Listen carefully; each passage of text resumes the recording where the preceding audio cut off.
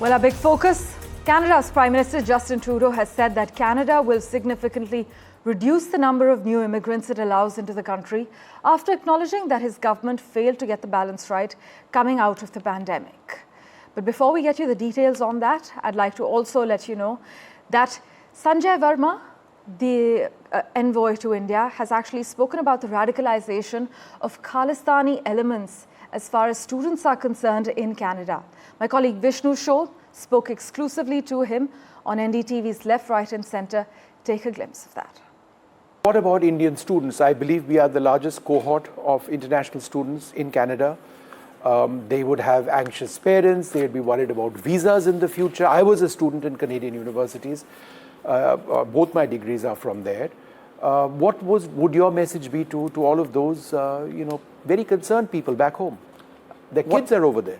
What I would say is that their kids should be aware of the surroundings in which they are.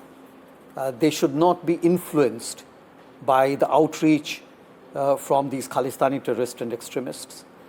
And they should look after themselves well. In Canada at the moment, from these Khalistanis, I think there is a perceived threat to the larger Indian community, including the students' community. And therefore, if they see anything suspicious or they are reached out by someone whom they feel is suspicious, they should immediately report to the law and order authority of their region. That's an important statement, sir. There is an outreach effort by Khalistani sympathizers in Canada towards Indian students. Yes. How does that happen? So basically, how it works is that with the status of the Canadian economy at the moment, the jobs are not being created, and many students would go for jobs which are much below what they should be doing. They are unable to meet their ends, and some of these Canada-based and Canadian Khalistani extremists and terrorists will try to allure them by giving them money, by giving the food, and therefore trying to influence them with the kind of nefarious businesses that they are doing. Some of the students get attracted towards that.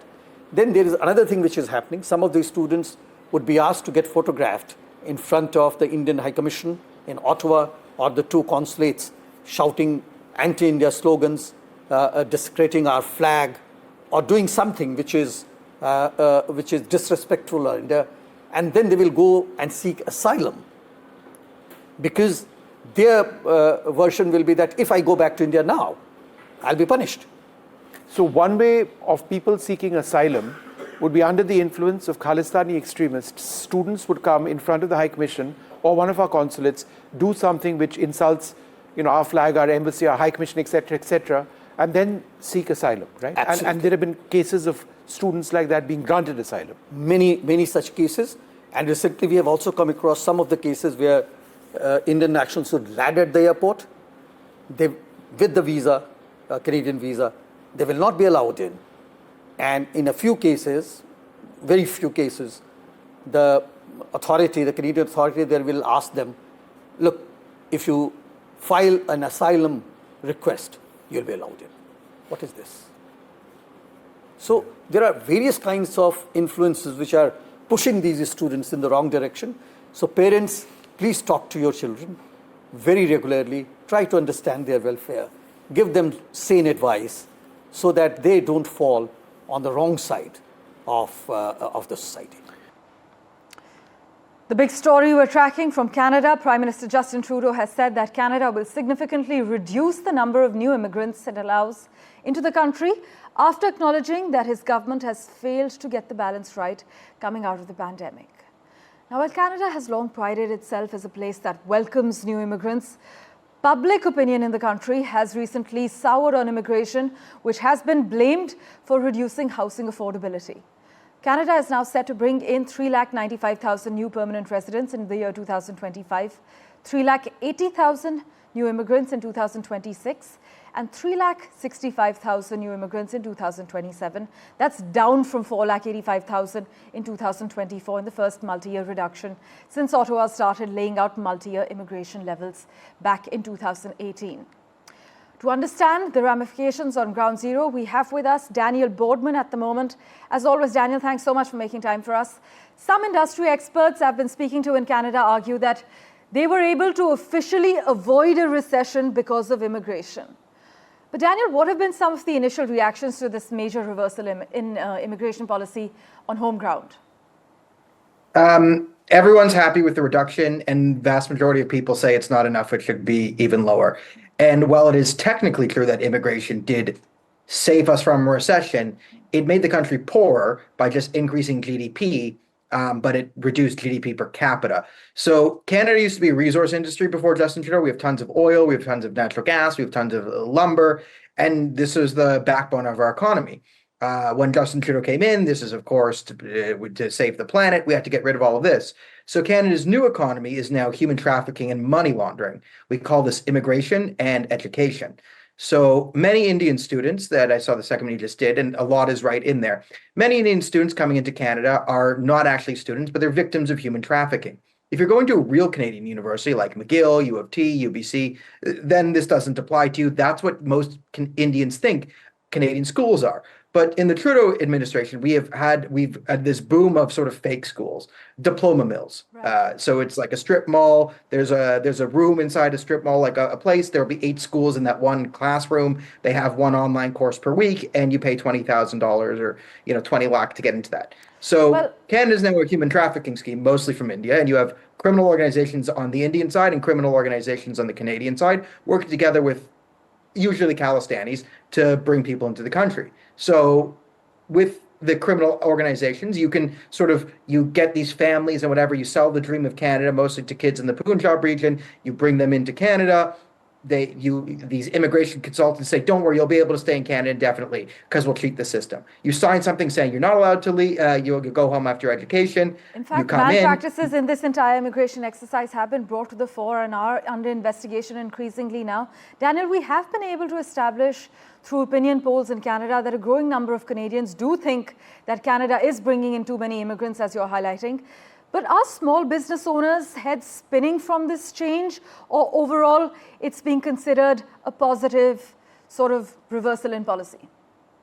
Well, overall, it's a positive. It's not small business owners. Major corporations are going to be mad because the Trudeau government has been subsidizing major corporations hiring foreign workers, and then it's even the exploitation of, again, these foreign workers increases because there's this thing called an LMIA, which is like a paper you get to say that the company couldn't find a Canadian citizen to fill the particular job you're doing. Right. So you'll find people getting LMIAs to work fast food jobs. And you can't really make the argument that there was no one willing to work a fast food job in the country. You had to hire an illegal immigrant.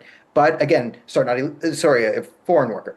But foreign workers are subsidized, Canadians are not. And foreign workers are also exploited because these LMIA markets are now dark markets where they're forcing these foreign workers to, again, pay $10,000, $20,000, $30,000 just to get that LMIA. So you're going into further debt to get these jobs. So this is where criminal organizations come in. They can subsidize you. You want to get out of this student debt where you're living on a floor with 9 people in a room? Well, join a Khalistani gang, and then you can start doing highly lucrative criminal activity. As you play the thing, it's quite correct. They do encourage students to go in front of the embassies and the thing and wave Khalistan flags and threaten India, claim bogus asylum things. That's another 5K. You usually run yourself.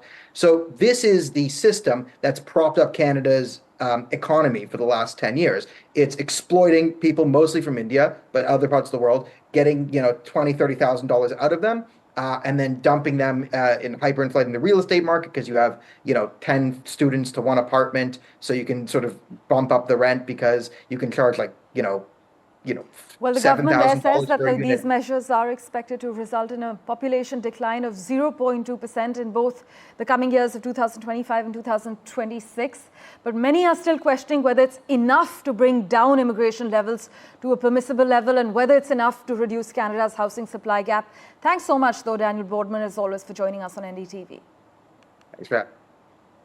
Meanwhile, the German Chancellor, Olaf Scholz, is in India as part of his 3-day official visit, during which he and Prime Minister Modi will take part in wide-ranging talks with a focus on boosting bilateral strategic ties in the areas of defense, trade and clean energy. As far as the plan of action is concerned for today, Prime Minister Modi and Mr. Scholz will co-chair the 7th Intergovernmental Consultations. And as you know, the IGC is a whole-of-government framework under which ministers from both sides hold discussions in their respective areas of responsibility and then report on the outcome of their deliberations to the Prime Minister as well as the Chancellor.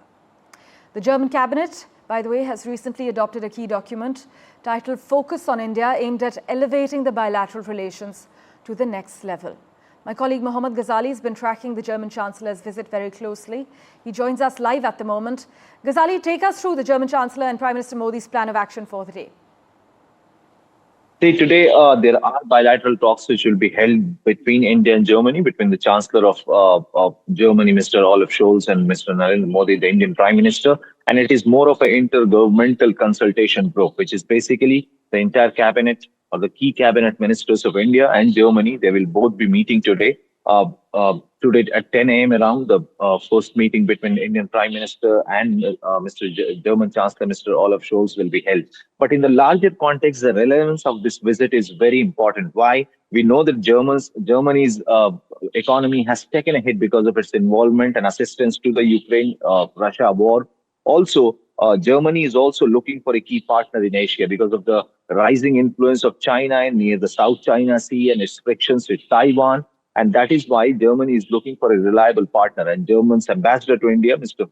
Ackman, recently was quoted saying that perhaps India's entire strength, because India and Germany are have a great coordination when it comes to defense cooperation, when it comes to technological cooperation, technology transfer between India and Germany. And besides that, this particular visit is also focused on how Germany looks at India when it comes to human resource or workforce, to add workforce in its own country. And that is why there have been, as you were rightly mentioning about how the Germany's cabinet has also released the India-focused cabinet, which talks about increasing the visa to Indian students and also to the Indians who want to work in Germany. So these are the key issues which will be discussed between the meeting when Prime Minister Modi and German Chancellor Mr. Olaf Scholz meets today. And German Chancellor Mr. Olaf Scholz is also expected to attend Indo-German Chamber of Commerce meeting today, where more than 800 CEOs will be attending the meet from India and Germany. So that is also going to be the key focus area when it comes to the trade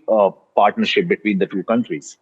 As always, Ghazali, thanks so much for joining us with the latest details. In other news, chip giant Nvidia is deepening its ties to the growing Indian artificial intelligence market. The US firm has announced a slate of partnerships with Indian businesses, including Reliance.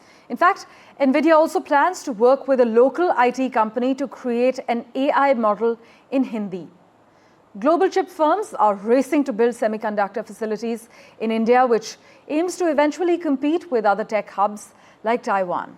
But Nvidia CEO Jensen Huang said that instead of focusing on manufacturing chips, India should harness its data and energy resources to become an artificial intelligence export powerhouse. In fact, he argues other countries have been manufacturing chips for a long time. No one manufactures intelligence at the moment. Well, switching tracks, Russian President Vladimir Putin has not denied US claims that North Korea had sent troops to Russia, but said that it was up to Moscow how to run its mutual defense clause with Pyongyang and accused the West of escalating the Ukraine war.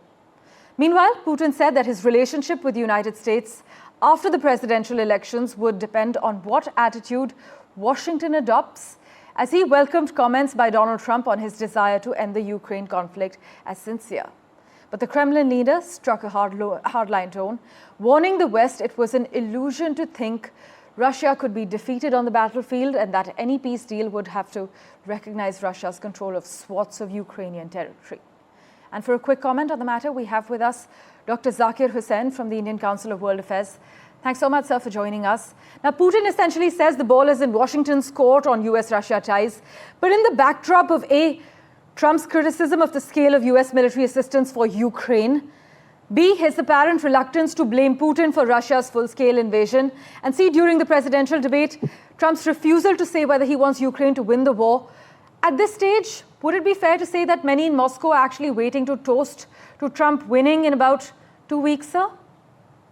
Yeah, of course, since long, we find that Trump and Putin has a close relation, but we don't know that whether this will continue or not, because the way Russia is developing a multi-global network, which has been shown in BRICS in Kazan, this does not suit to the interests of the United States. It has built a wide network with half of the population, and they are trying to dislodge de-dollarization and payments, developing parallel payment system. This is not suiting to U.S. interests, and I don't think that Trump would like this development, because he wants America first and he wants to establish American hegemony. So if Trump comes, I feel that there will be a bone of contention between the two leaders, while at the same time the Korean issue is also brewing up. So both the countries are at a crossroad, and let us see what happens in the coming months and years. Well, the election in the United States is around the corner, and we will, of course, revert to you for regular updates. Thank you so much, Dr. Sen, for joining us on NDTV. Well, as always, news and updates continue in a moment right after this very short break. Don't go anywhere.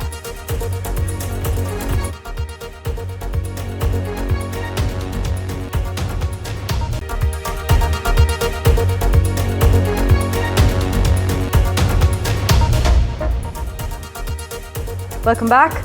CIA Director Bill Burns is expected to travel to Doha this weekend for talks with his Qatari, Egyptian and Israeli counterparts about a hostage release and ceasefire.